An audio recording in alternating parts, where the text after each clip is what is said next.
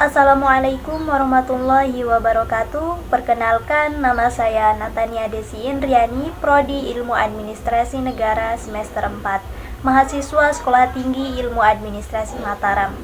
Baik, di sini saya mau sedikit membahas tentang perbandingan sistem perpajakan yang ada di Indonesia dengan yang ada di luar negeri. Perbandingan sistem perpajakan antara Indonesia dengan luar negeri dapat dilihat dari beberapa aspek, yaitu diantaranya termasuk jenis pajak, tarif pajak, administrasi perpajakan, kepatuhan wajib pajak, serta penggunaan dan alokasi pajak.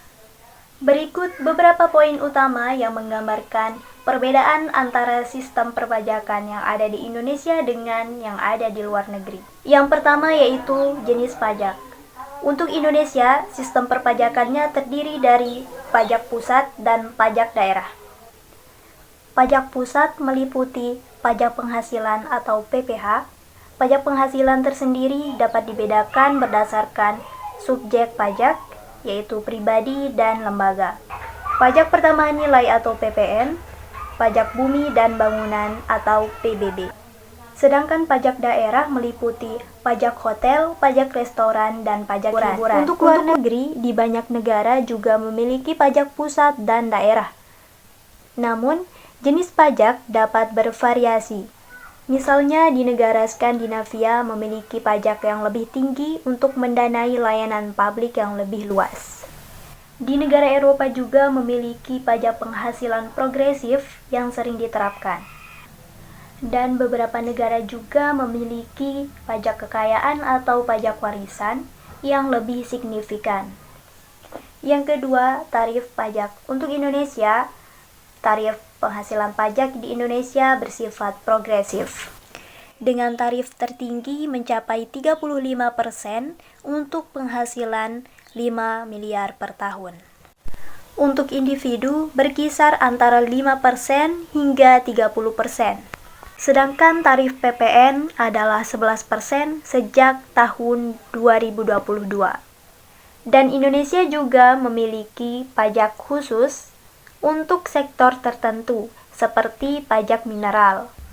Untuk luar negeri, negara seperti Jerman dan Prancis memiliki tarif pajak penghasilan yang lebih progresif, bisa mencapai lebih 40% untuk lapisan tertinggi. Di negara-negara Nordik, tarif pajak relatif lebih tinggi, akan tetapi diimbangi dengan pelayanan publik yang berkualitas tinggi.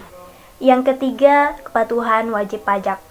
Di Indonesia, kepatuhan wajib pajak perlu masih dipertingkatkan lagi, karena banyak yang masih enggan melaporkan pajak dengan benar. Tingkat kepatuhan wajib pajak di Indonesia masih tergolong rendah, walaupun pemerintah sudah berupaya meningkatkan kesadaran dan kepatuhan masyarakat dalam berbagai program. Di luar negeri, negara-negara dengan tingkat kepatuhan yang tinggi seperti Jerman dan Jepang seringkali memiliki budaya pajak yang lebih kuat, di mana masyarakat memahami pentingnya pajak dalam mendanai layanan publik. Yang keempat, penggunaan dan alokasi pajak. Di Indonesia, penggunaan pajak seringkali terfokus pada pembangunan infrastruktur, pendidikan, dan kesehatan.